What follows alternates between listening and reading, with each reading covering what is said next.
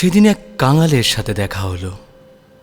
আপাতমস্তক, জীর্ণ বস্ত্র, অথচ কোনো এককালের সম্ভ্রান্তের ছাপ স্পষ্ট।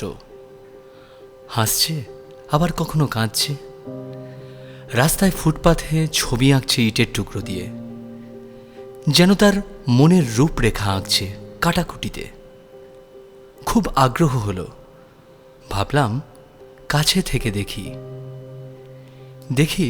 সে আলপনায় লিখেছে, কেন আমি? অদ্ভুত শব্দ পড়ে ভাবলাম, কেন এমন লেখা? জিজ্ঞেস করতে বলল,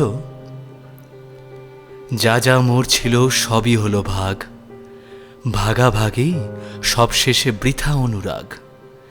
যা আমার ছিল কভু হাত ছেড়ে দিল, বিধি যেন বাম হয়ে সব কেড়ে নিল। টুকরো টুকরো হয়ে পড়ে আছে মন, আর আমিও ভিখারি হয়ে ঘুরি সর্বক্ষণ। আমার ভাগের টুকরো দিব্যি ভালো আছে, আমি একা অচ্ছুত হারিয়েছি পিছে। পাঁচালির সুরে ভাঙা মনের যন্ত্রণা বড্ড চেনা ঠেকল। ভালো করে চেয়ে দেখলাম ওই বিবর্ণ মুখটার দিকে।